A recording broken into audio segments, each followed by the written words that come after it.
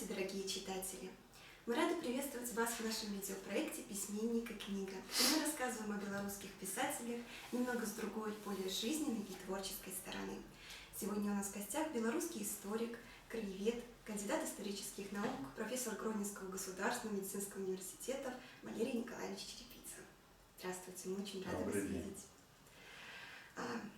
Для начала хотелось бы, как у многих, наверное, кто приходит к нам на программу, спросить, как вы нашли свой путь, как вас жизнь связала с историей и вывела вас на такую профессиональную стезю?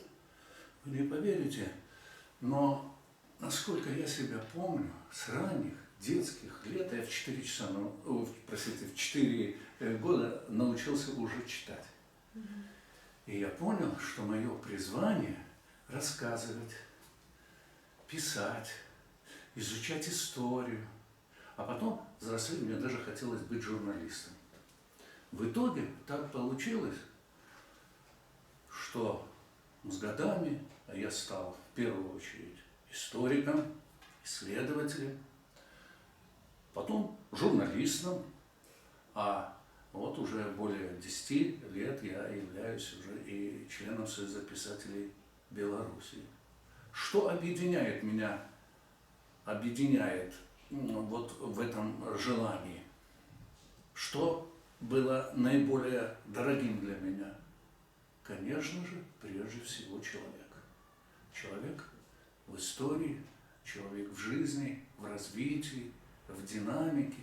И чем бы я ни занимался в научном плане, писал бы ли я о белорусско-польских революционных и культурных связей, изучал ли я военную историю или историю церкви, культуры, а тем более разрабатывая краеведческую проблематику, я всегда так или иначе останавливал внимание свое на людях, которые были творцами истории.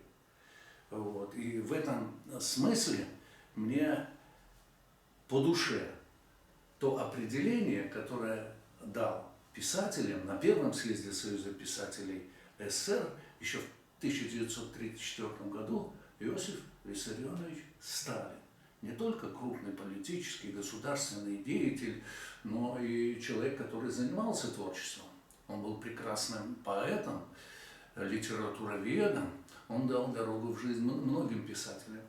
И вот, обращаясь к ним, он сказал и назвал их инженеры человеческих душ. В то время, знаете, потребность была индустриализации, инженеры высоко котировались, и вот писателей он приравнивал к этим людям, которые должны разобраться в душе человека, в его потребностях, в определении каждым из людей смысла своей жизни. В чем смысл служения, в том числе и своему Отечеству. Каждая книга имеет свою историю. Эта книга, извините, но я считаю, веду им счет. Это круглая по счету 30-я моя книга, монография.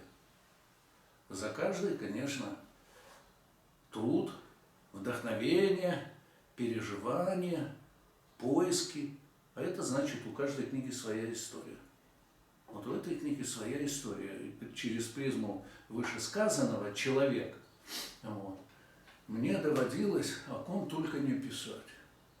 Я нашел связи с нашей родной Гродненщиной, с Приеманским краем. Александр Сергеевич Пушкин, Грибоедов, Тютчев, Лев Николаевич Толстой. Ему я посвятил целую большую монографию, назвав ее «Счастье. Жизнь для других», западно-белорусские последователи его философского учения, 21-39 годы.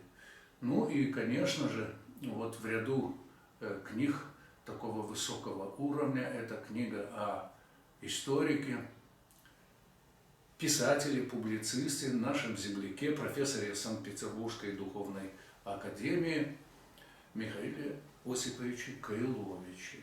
Он земляк наш, он из местечко Кузница, вот ныне это пограничная такая станция по дороге в Польшу. Там вот в православной церкви служил его отец. Оттуда он пошел в большую жизнь и стал великим историком. К сожалению, не оцененный должным образом.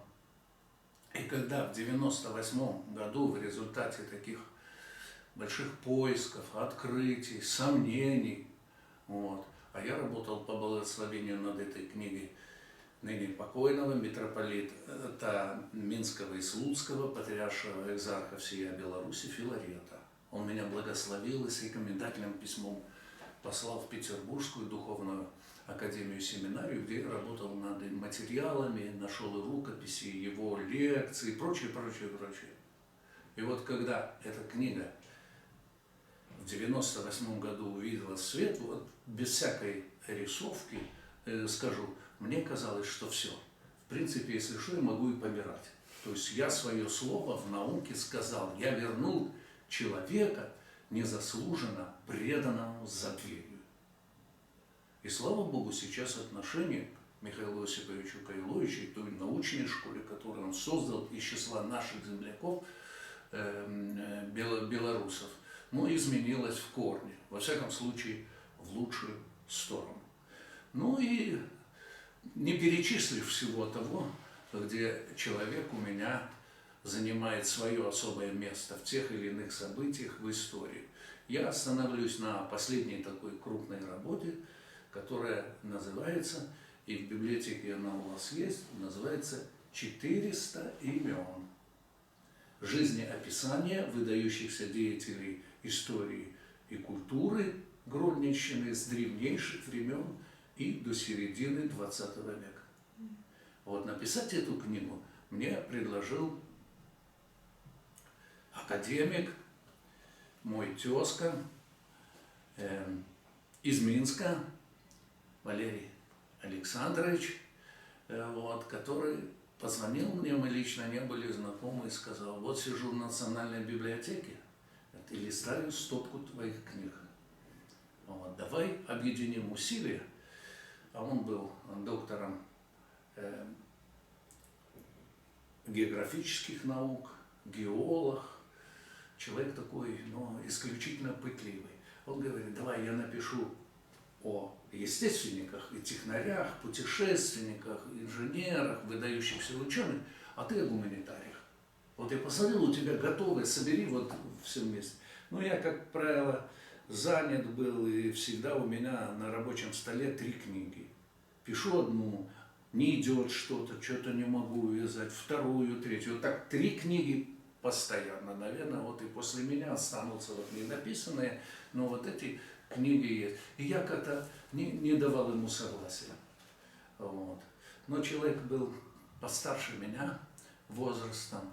Вот. Я с ним мягко говорил, деликатно, и он это воспринял как знак согласия. И он сбросил мне на электронную почту свой кусок этой работы. И после этого мне ничего не оставалось, как взяться за свою часть. И вот когда мы эту книгу сделали, ему это очень импонировало.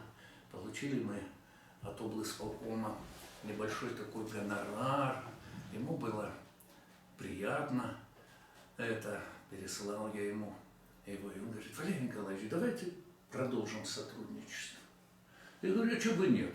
Только говорю, давайте сосредоточим внимание на каком-то одном хронологическом разрезе.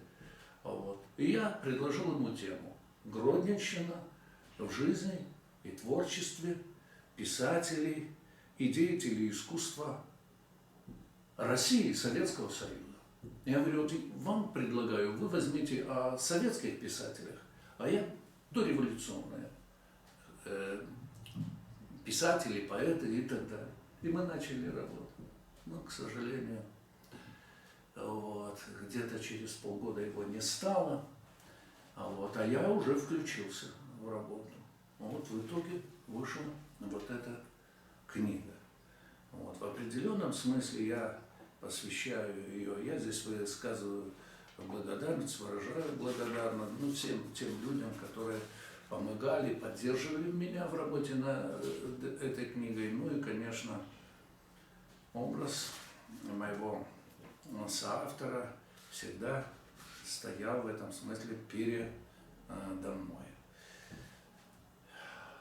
О чем эта книга? И для чего она написана? Она написана прежде всего для того, чтобы мы, люди, вглядываясь в прошлое, были добрее по отношению друг к другу. И прежде всего вот писатели, художники, музыканты, композиторы, певцы, киноактеры, они это те люди, которые делают нас именно такими. То есть они нас объединяют на светлом, на культуре. А культура – это то, что возвышает человека, вот, делает его лучше, не только в своих представлениях, но и в своих поступках. И вот здесь хочу я ваше внимание обратить, ну, хотя бы на заголовках очерков. И тогда будет людям понятно, о чем эта книга. Потому что рассказывать, пересказывать содержание книги, ну, это пустое дело, практически невозможно, поскольку здесь 55 имен творческих людей. Поэтому я только кратенько перескажу заголовки. Я пытался им придать такой публицистический характер. Николай Семенович Лесков. И через 10 минут мы пристали к Гродненскому вокзалу. О чем это и когда пристали? Это в канун восстания польского 1863 года. В этом очерке я полемизирую с одним в прошлом известным гродненском историке и литераторе. Вот. Я полемизирую с Борисом Самойловичем Клейном. Недавно он умер в Бостоне в возрасте, ну, он уже таком 92, мне кажется, года. То есть я прочитал его одну статью в журнале «Неман» на эту тему. Она мне, в общем-то, понравилась по духу своему, потому что я в это время только защитил кандидатскую диссертацию. Вот. У меня появились вопросы, но я тогда был чем-то занят другим, время ушло. А когда взялся за эту книгу, я вспомнил, я взял даже этот журнал. У нас в библиотеке университетской, это за 1978 год журнал, открыл и увидел формуляр. И в формуляре была одна только подпись. То есть за все вот эти годы вот, только один человек смотрел этот журнал, и неизвестно, его он статью читал или нет. И я начал с ним полемизировать. Вот это две точки зрения на эту проблему. Но если кратко, то скажу, для Бориса Самойловича Клейна это был человек революционного склада, писатель, журналист, который приехал в Вильно, потом побывал в Гродно и в Белостоке с целью завязать контакт с польскими революционерами, объединить усилия в борьбе против самодержавия, царизма и так далее. Но это как в том лозунге, в котором мы жили в советское время: «Не жие приязнь польская родецкая, закаленная в прошлый год». То есть он, как мастер своего дела, вот все подал. Ну, во-первых, с этим был не согласен, потому что знал, что Песков поехал по заданию редакции для выяснения конкретной проблемы. То есть строить или не строить новую ветку железной дороги между Белостоком и Пинском. Насколько это экономически выгодно и рентабельно. Но он попутно, как человек пишущий, он, конечно же, общался с многими деятелями. То есть Клейн делал ударение вот на эту часть идеологическую и так далее. А мне интересно было, точка зрения совершенно другая. Вот он приехал, поезд пристал, ждут его извозчики, куда пана, куда довезти, где, в какой гостинице, в чьей это гостинице были, каким было население, где и что он в Гродно нашем увидел, где чем кормили, где ему нравилось, где не нравилось. Потом он туда-сюда, его интересовало многие вещи, но отнюдь не будущее восстание революции. Вот в Белосток он поехал, и о Белостоке пишет первое. Белосток издалек манит к себе. Черепичные крыши делают его необыкновенно красивым. Вот. Я не удержался. Мой отец родился в Белостоке в 1914 году, вот, в канун Первой мировой войны.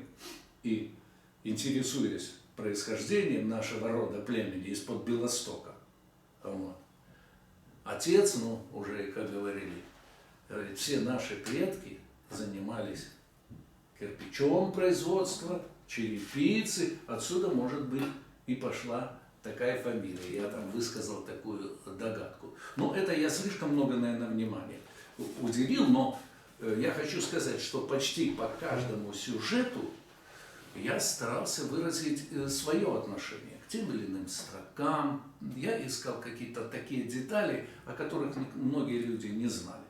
Вот, например, Анна Мысовская, я цитирую. Корнет Крестовский долго не мог простить поэтессе ее выходку в Друскениках. Вот вы, наверное, смотрели телевизионный сериал по одному из романов Всеволода Крестовского, который служил в Гродно на военной службе в 60-е годы, вот сразу после восстания. Вот. Такой, как «Петербургские тайны». Роман назывался «Петербургские трущобы». Ну и многие другие вещи.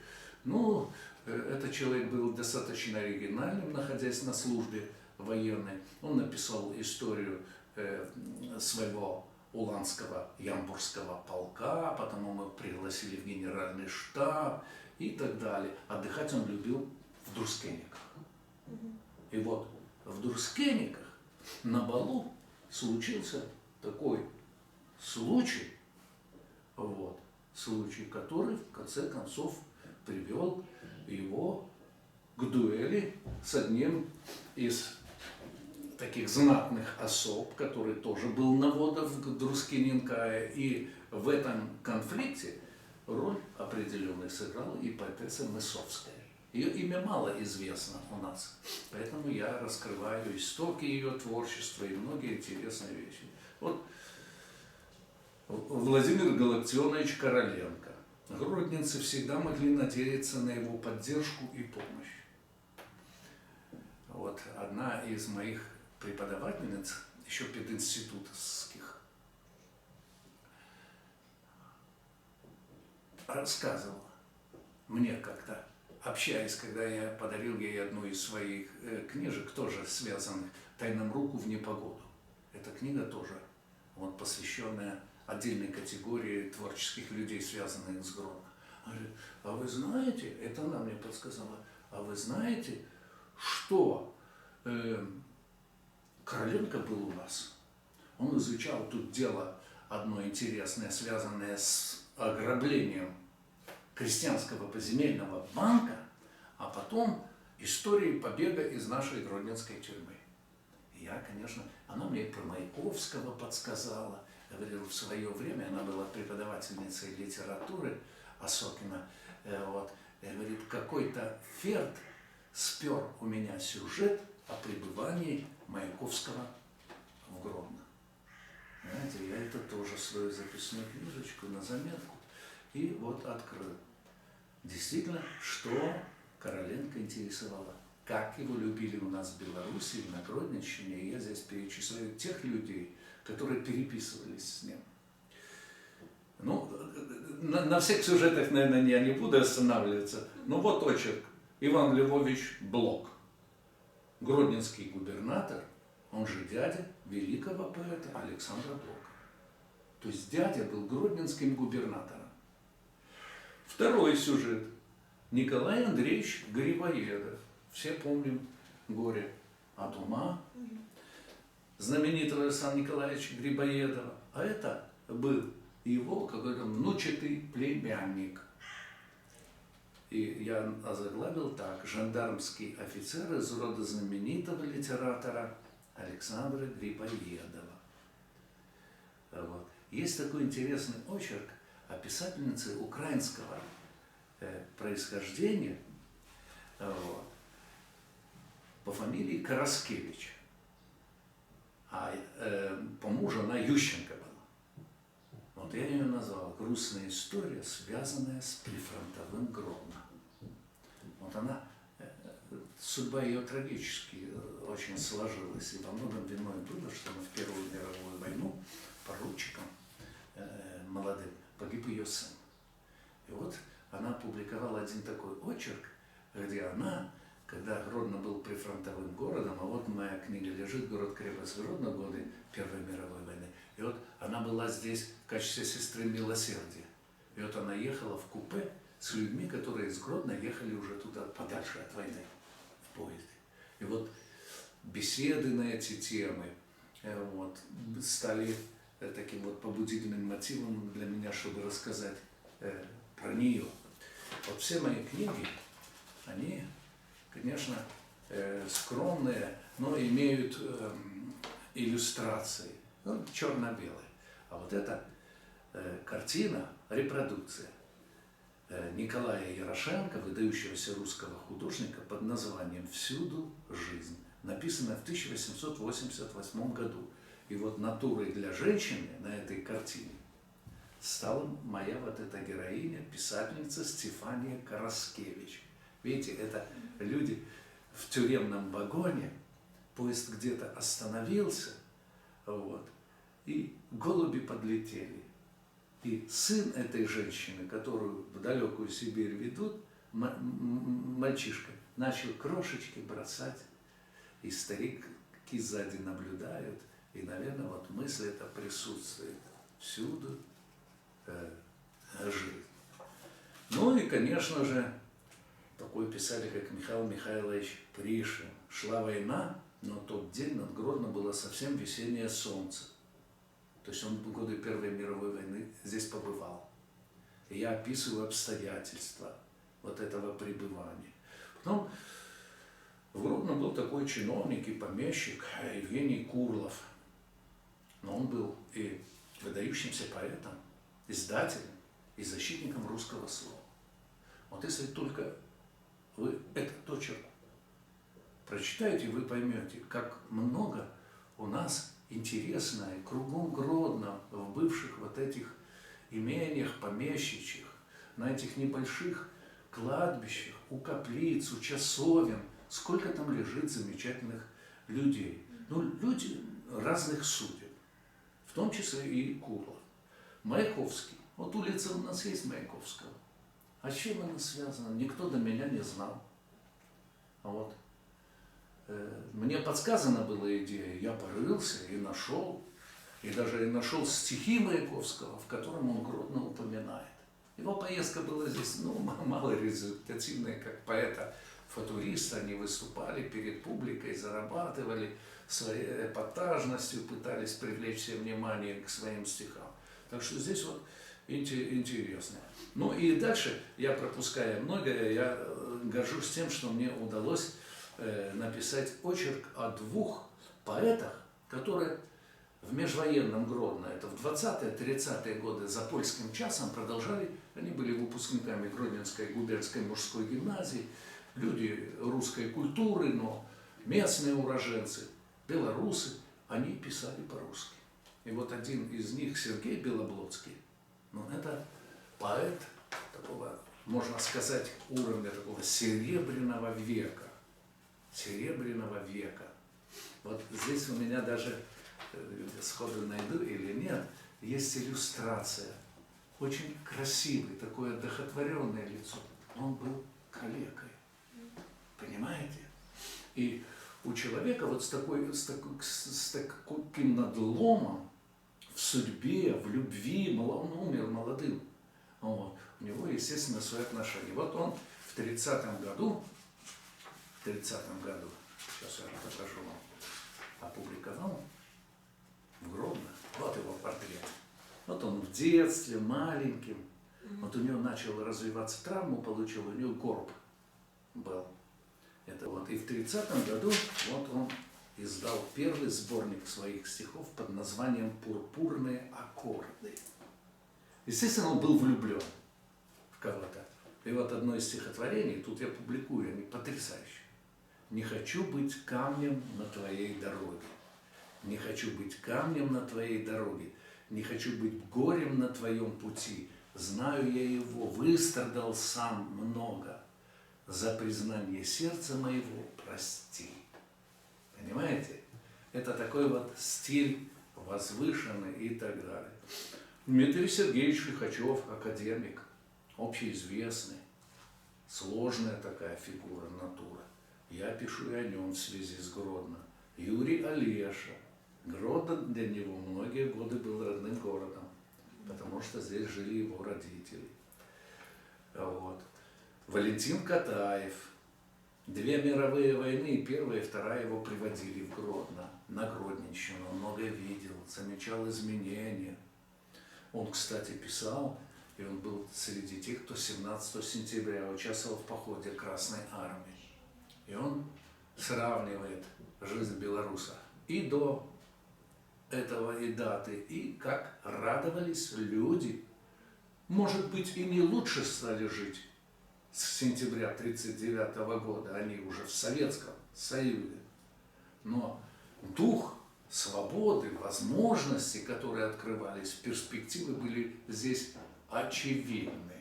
То есть людьми зваться можно было здесь в полном смысле этого слова. То есть народ объединился в одно целое. И причем в одном государстве, в советском. Ну, такое было время. Но тем не менее, это величайший дар, величайшее событие. Александр Трифонович Твардовский. С городом Гродно его связывали память о войне и годы сотрудничества с Василием Быковым. С Василием Быковым. Вот это очень тонкая, деликатная тема. С Твардовским я не был знаком лично, а с Василием Владимировичем я был знаком. У меня свое отношение к его творчеству, к его жизненной позиции. И я вот нащупал вот это, то, что объединяло этих двух людей. Знаете, вот в «Новом мире» Твардовский взял и Солженицына опубликовал.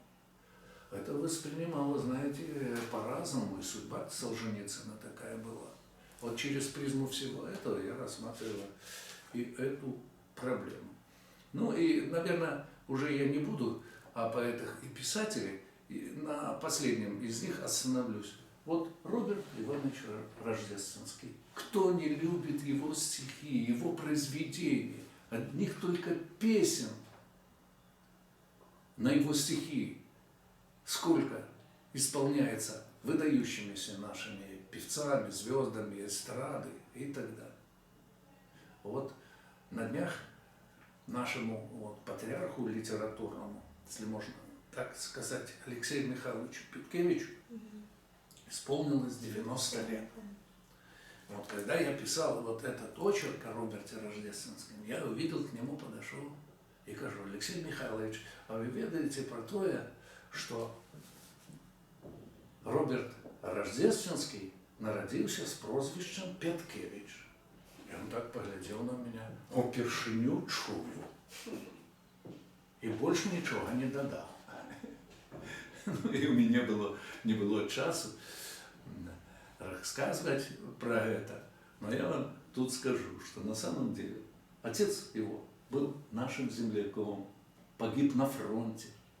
Мать его вышла после войны 2-й раз замуж за офицера, она была тоже военным врачом.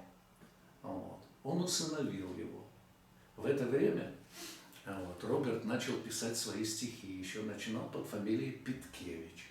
А потом ему показалось, что рождественский Роберт, это звучит более так литературно и поэтически, а поскольку он жил тогда в России и жил всегда в России, ему казалось, что это будет вот звучать по-русски. Но Беларусь он любил.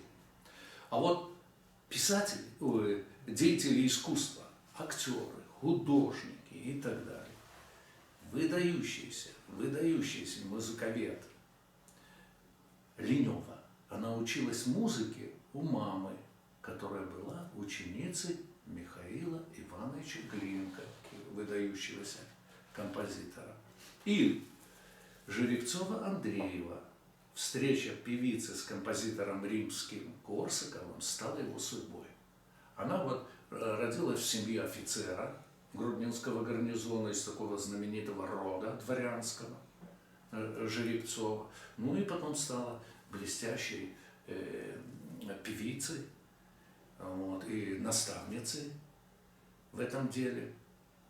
Вот я пишу о ее здесь судьбе. А такой художник, простите, актер драматический, как Павел Роленев.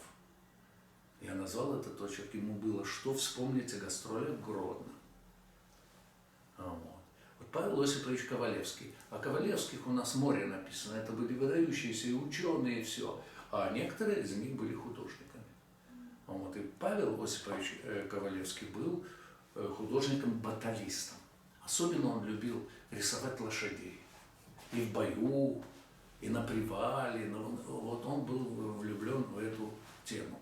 Ну и, наконец, Гродно всегда жила, ну, во всяком случае, 18-19, начало 20 века, много евреев. И поэтому они тоже приносили славу нашему Гродно. Я имею в виду здесь и художников Гинзбурга, и Бакста. Самые выдающиеся художники с берегов Седого Немана, я так назвал этот очерк, были и творили у нас на Гродненщине знаменитые архитекторы, например, Николай Чагин.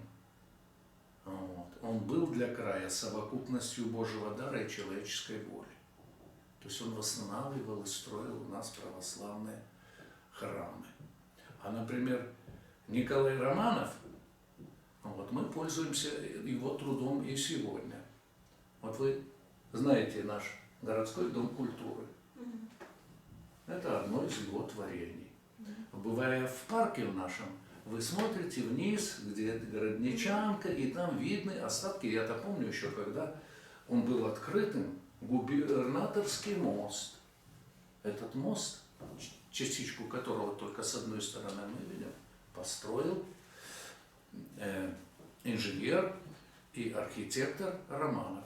А вот этот мост наш, шоссейный, стратегический, если вы бывали под ним, там есть указание, дата 1909 год. Его тоже строил он, этот человек. Потом менялось что-то, поверхность во время войны уничтожалась, но вот эти быки, как основы, опоры моста, это все Романова. Мне довелось повстречаться с потомками этого человека, которые живут в Москве. Они приезжали сюда, я делал им экскурсию по городу. Они были очень впечатлены. Он покоится на нашем кладбище старом православном. Крест вот так вот наклонился, и весь памятник. Была война, бомбили, в том числе бомбы падали и туда, и сюда. Ну вот я пытался как-то повлиять на нашу общественность, вот архитектурную, чтобы как-то оказать помощь, потому что люди приехали и уехали, и скромно живут. А здесь, может быть, вот этот памятник хотя бы поднять, восстановить. Вот. Станислав Жуковский, художник, этот очерк назвал так. Этот художник имел две родины, Россию и Польшу. И обе он беззаветно любил. Вот один такой вот очерк, который вот нас с поляками объединяет, роднит, что многие, как говорится, события нелегких времен нам приходилось переживать сообща и вместе проливать кровь в борьбе с фашизмом. Вот.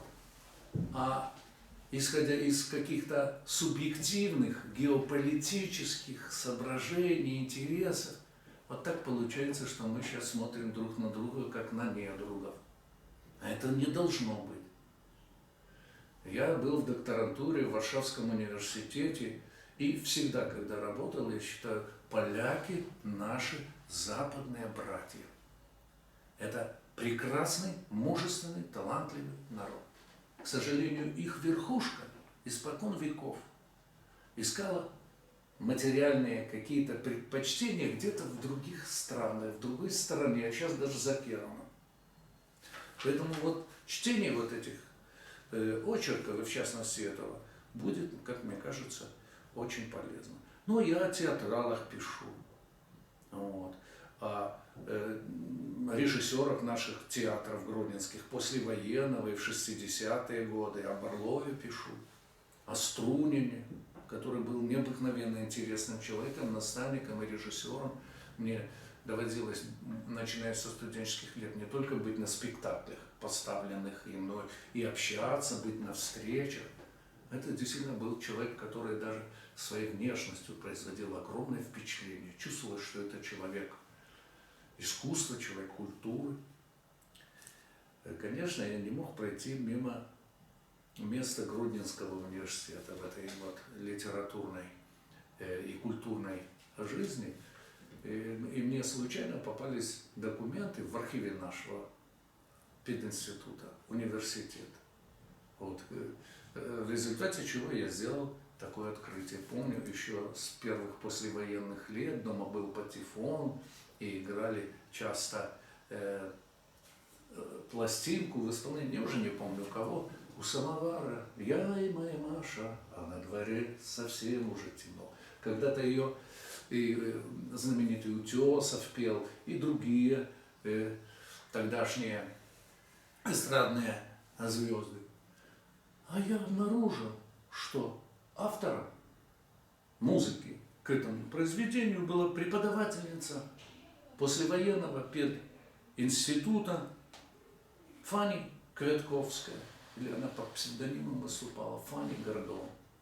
Вот я написал о том, как она стала композитором, вот, о ее такой непростой, нелегкой судьбе. И Высоцкий, Владимир Высоцкий, ну сколько о нем и написано, и сколько снято, и мы видим его, и он действительно оценен по-настоящему. Мне лично, когда вот, хотя на спектакле театра на Таганке я ездил, мы с студентами ездили тогда в Вильнюс, в Минск, мы хотели и Высоцкого посмотреть, потому что в общежитии крутили на этих старых магнитофонах его песни, в том числе имеющих отношение к труду археологов, историков и так далее. И все не попадало. И вот когда я был в докторантуре в 79-80 году в Варшавском университете, был на гастролях театр. Вот. И, к сожалению, тогда были все звезды этого театра, и Филатов, и Золотухин, и многие другие, а его не было. Тогда у него уже начались проблемы со здоровьем, и в скором времени его не ставят. А в Гродно его привело кино. Вот я пишу, как он здесь был, где с кем встречался, в том числе и с нашими историками. Я был тогда деканом факультета, ребята были на археологических раскопках, вот, под Новогрудком, его это интересовало, он приезжал туда. Ну вот такие вот впечатления свои здесь передаю. Ну и пропуская все иное интересное, это читатели найдут, я хочу рассказать вот об герое последнего очерка. Иван Васильевич Шамов. Песни на стихи этого доброго, но стойкого человека и сегодня поют на Гродненщине. Иван Шамов был фронтовиком, летчиком, а после войны он служил на аэродроме в Щучине. И во время учебных полетов произошел несчастный случай, когда ему дали команду на посадку, а полоса оказалась занятой еще перед ним севшим самолетом. То есть кто-то допустил на КП такой просчет. И вот этот мужественный человек сделал все для того, чтобы не пострадали другие люди. Но, к сожалению, в результате этой посадки, жесткой посадки, произошли такие у него травмы. Он настолько разбился, что жизнь его висела на волоске. Привезли его в Гродненский госпиталь, он и сейчас здесь, вот, окна которого выходят на улицу Островского, как вы знаете. То есть у него был переломы рук, ног, там все, и в том числе позвоночник. Его жена, они недавно поженились, была медсестрой. Она прекрасно понимала, что с ним происходит, но посвятила всю жизнь ему. Она его сидела, поддерживала, кормила, поила, А когда он уже научился вставать, вот, естественно, вот его подвигали, или он увидел, что окна выходят на улицу Островского. Наша улица Островского носит название в честь драматурга. Вот. Но он воспринял как Павку Корчагина, как героя произведения Николая Островского, как закалялась сталь. И жена его поддержала. Островский совершил этот подвиг. Вот. И Иван Шамов пошел по его пути.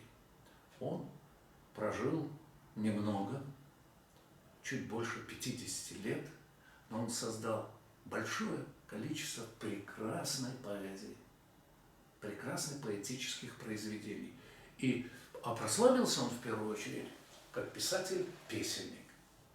Вот. Наверняка вы, и даже сейчас молодежь, слышала, может быть, когда-то и знает такая песня. Я, во всяком случае, ее помню, как ее пели. Горят костры далекие, луна в реке купается, а парень с милой девушкой на лавочке прощается. Вот эта песня полюбилась, и всех радиоточек, на концертах она везде звучала. Вот этим очерком, в принципе, и заканчивается моя книга.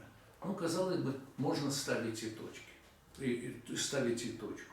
Ну, конечно же, я не добивался того, чтобы объять необъятное. Будут и другие открытия.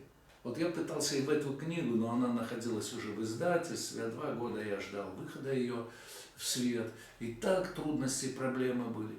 А я хотел поместить еще очерк про одного нашего знаменитого земляка, а сейчас призабытого, кинорежиссера Виктора Эйсмонта. Вот у нас на Гродненщине очень это распространенная Эйсмонт фамилия, а это в редакции Эйсмонт. Вот. Это такая древняя дворянская шляхетская фамилия.